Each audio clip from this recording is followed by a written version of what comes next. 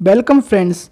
तो आज हम लोग विकिरण यानी रेडिएशन देखेंगे, जो कि क्लाइमेटोलॉजी से जुड़ा बहुत इम्पोर्टेंट टॉपिक है। पिछले लेक्चर में हमने देखा कि किस तरह से हीट यानी ऊष्मा जो है वो सेंसिबल हीट से लेटेंट हीट में कन्वर्ट हो रही थी, और जो एनर्जी है वो किस तरह से हीट एनर्जी है जो किस तरह से टेम्परेचर जो है क्लाइमेटोलॉजी में किस तरह से इम्पोर्टेंस रख रहा था, और किस तरह से बादल बन रहे थे और पानी यानी कि जल उड़कर ऊपर जा रहा था, और इस तरह की क्रियाएं हमने देखी थी, किस तरह से वेपराइजेशन हो रहा है। तो इसमें हम देखेंगे कि रेडिएशन क्या होता है और रेडिएशन किस तरह से होता है पृथ्वी पर, और रेडिएशन के होने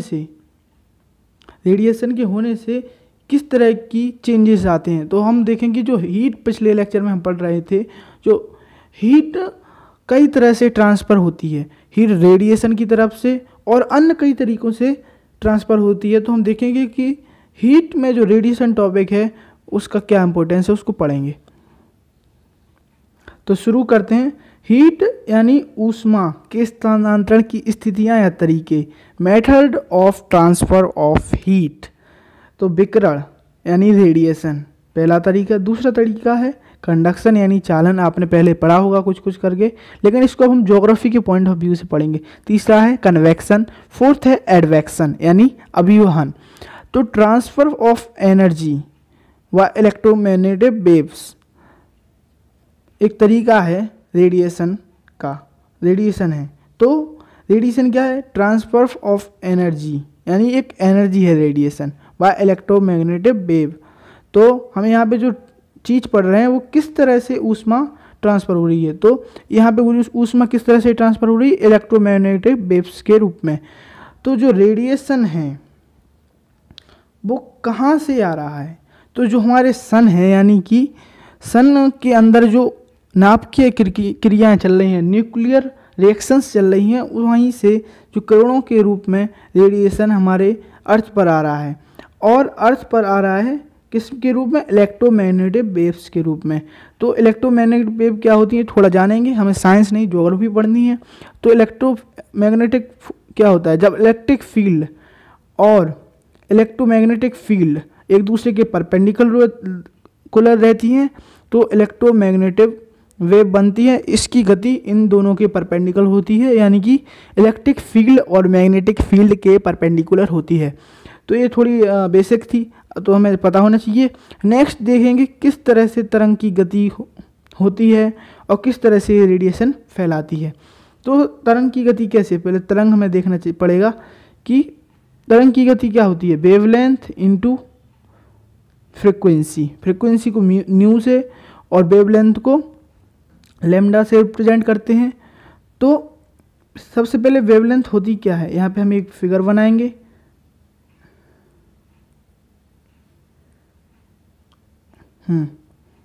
तो दो क्रस्ट जो आपको दिख रहे होंगे यहाँ पे, दो क्रस्ट और दो, यहाँ पे पहले से फिगर बना हुआ है, यहाँ पे लिखा है कहाँ पे? दो क्रस्ट और दो ट्रफ के बीच की डिस्टेंस रहती है, वो ही लैम्डा यानी वेवलेंथ कहलाती है। तो ये आपको दिख रहा होगा इन पॉइंटों के बीच में, यहाँ पे और यहाँ पे लैम्डा आपको रिप्रेजेंट करता हुआ दिख रहा होगा। हाँ, तो इसको बोलेंगे वेवलेंथ। तो अब जो अर्थ पर जो किरणें आती हैं वो कई तरीके से आती हैं। कुछ gamma rays, X rays, ultraviolet rays, visual ray, infrared wave, microwave ray और रेडियो वेव रे। तो ये कई तरीक़ों से आती है। तो हम देखेंगे कि इनको याद कैसे करें क्रम में। तो इनकी और फ्रिक्वेंसी और लैम्डा है वेवलेंथ का क्या रिलेशन है। तो जब हम गामा रेज से रेडियो वेव की तरफ बढ़ेंगे, जब हम गामा रेज से रेडियो वेव की तरफ बढ़ेंगे तो इसकी क्या होगी? जो वेवलेंथ है वो क्या होती है? बढ़ती है। तो सबसे पहले किस की शॉर्ट वेव रेडिएशन में, किन को लॉन्ग वेव रेडिएशन में रखेंगे। तो लैम्डा यानी गामा वेव से लेकर विजुअल रे तक शॉर्ट वेव रेडिएशन में, और इंफ्रारेड से रेडियो वेव तक लॉन्ग वेव रेडिएशन में रखेंगे। क्योंकि एक ग्राफ ऐसे बनेगा, शुरुआत में बनेगा ऐसे, जैसे मान के चलो ये है शॉर्ट वेव रेडिएशन है, यहाँ पे बहुत शॉर्ट है, फिर ये ऐसा हो जाएगा लॉन्ग वेव रेडिएशन। तो ये लॉन्ग वेव रेडिएशन है, आपको दिख रहा होगा इतना, और ये शॉर्ट वेव रेडिएशन है। तो ये आपको थोड़ा बेसिक पता होना चाहिए कि किस तरह से,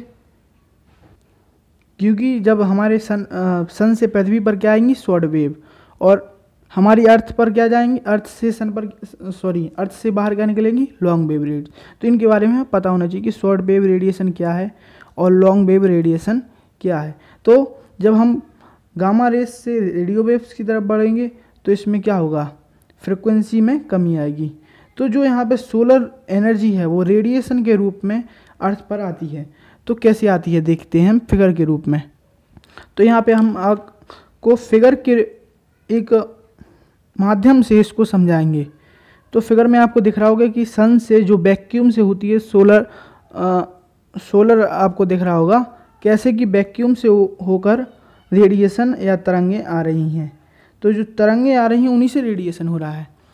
तो शॉर्ट वेव रेडिएशन हो रहा है। वैक्यूम जो इलेक्ट्रोमैग्नेटिक वेव हैं उनको किसी भी माध्यम की आवश्यकता नहीं होती है गति करने के लिए, किसी भी माध्यम में गति कर सकती हैं। तो किस तरह से ये अर्थ पे आ रहा है और अर्थ पे आएगा, और तो कुछ एनर्जी डायरेक्ट रिफ्लेक्ट हो जाएगी और कुछ एनर्जी अर्थ एब्जॉर्ब कर लेगी। जो एनर्जी डायरेक्ट रिफ्लेक्ट होगी वो शॉर्ट वेव रेडिएशन के रूप में भी होगी, और जो एब्जॉर्ब कर लेगी और फिर बाद में निकलेगी तो वो लॉन्ग वेव रेडिएशन के रूप में होगी। तो यहाँ पे हम एक बॉक्स दिख रहा होगा आपको, इसको मानते हैं कि अर्थ है और इसमें 100 यूनिट मानते हैं, सपोज करते हैं कि एनर्जी आ रही है। तो इसमें से 35 यूनिट रिफ्लेक्ट हो जाती है शॉर्ट वेव रेडिएशन के रूप में, कोई भी कंट्रीब्यूशन नहीं देती है अर्थ के टेम्परेचर को चेंज करने में। तो नेक्स्ट देखते हैं कि 65 यूनिट एब्जॉर्ब हो गई है।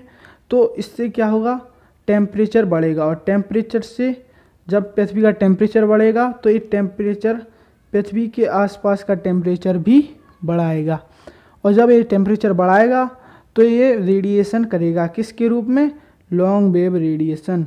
तो ये टेरेस्ट्रियल रेडिएशन है, यानी कि पृथ्वी के आसपास का टेम्परेचर बढ़ा रहा है, तो इसलिए इनको लॉन्ग वेव रेडिएशन कहते हैं, या टेरेस्ट्रियल लॉन्ग वेव रेडिएशन, पार्थिव विकिरण कहते हैं। तो इस तरह से हमने देखा किस तरह से हीट का ट्रांसफ़र हो रहा है रेडिएशन के फॉर्म में। तो अभी हम और चीज़ें देखेंगे कि और कई तरीके, और हीट बजट भी हम देखेंगे इसके अंतर्गत कि किस तरह से हीट बजट इम्पोर्टेंस रखता है। लेकिन ये तो बेसिक था रेडिएशन। तो 100 यूनिट आया, 35 यूनिट डायरेक्ट चला गया, 65 यूनिट एब्जॉर्ब कर लिया।